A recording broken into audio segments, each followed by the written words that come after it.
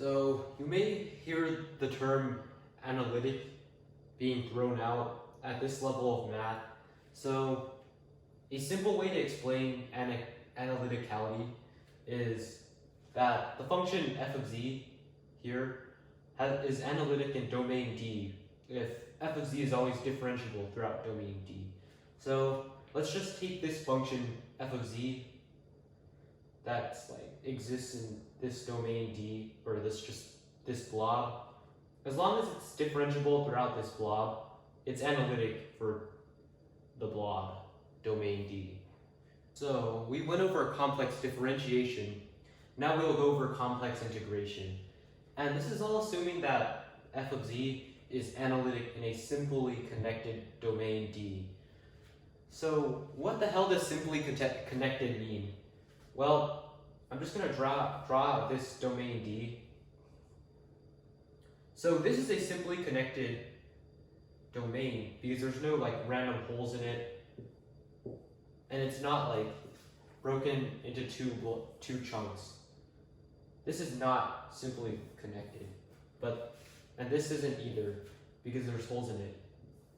It just has to be continuous throughout without any holes or weird stuff going on inside.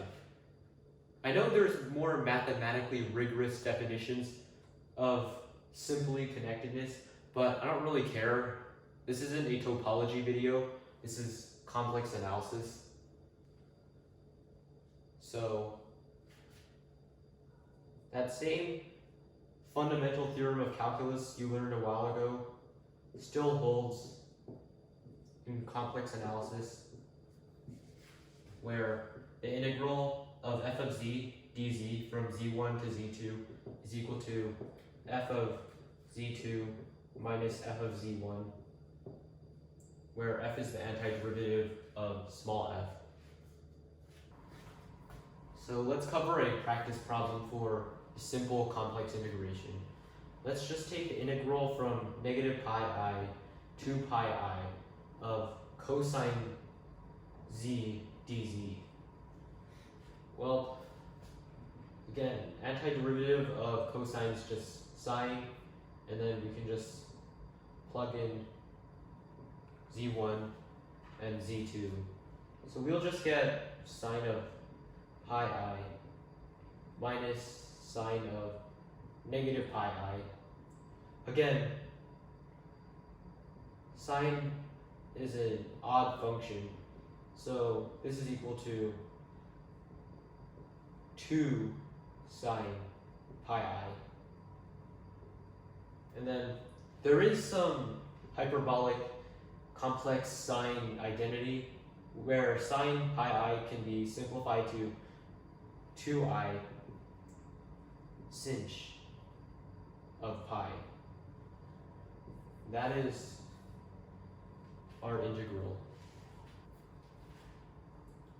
Another sample problem, let's just take f of z equals z to the 100th power, and then find the integral of f of z dz across negative pi I plus 82 to, I don't know, pi to the 200th power. So, let's see. The reverse power rule will just tell us that the antiderivative is just z to the 101th power over 101.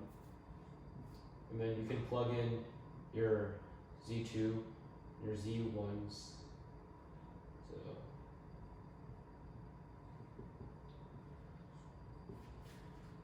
if you do that, you get pi. Oh wait, first of all, take out the 1 over 101. So you plug in your upper bound, you get pi to the 20,200th power minus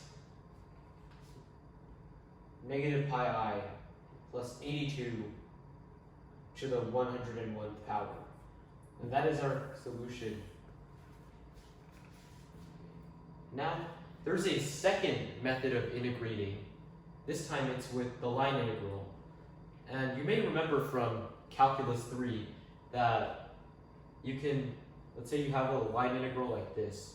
If it can be modeled by a function, you can find effectively the mass of this like shape, whatever. So we do that same thing in complex analysis.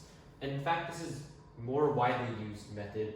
So it's just integral from a to b of f of z of t times z prime of t dt. So let's try a practice problem for this better or more widely used method. So we want to find the line integral of 1 over z dz about the unit circle. Say this is f of z, or where f of z is 1 over z. So where do we start? Because we don't exactly know what z is. But we do. Remember, z is equal to cosine of t plus I sine of t. So how exactly does this help us? Well, this is also equal to e to the it power. Remember your pre-calculus, kids. So we now have a function for z, so we can find the derivative. The derivative of z is equal to I e to the it power. So now we can just plug whatever we have here into here. So we have integral from a to b of f of z of t, where z is just e to the it. Then we multiply this by I times e to the it. These two cancel out. We're just left with integral from a to b of I dt. But remember, a circle revolves from angle 0 to 2 pi. So our bounds are set to 0 and 2 pi. So the integral from 0 to 2 pi of I dt is just 2 pi I.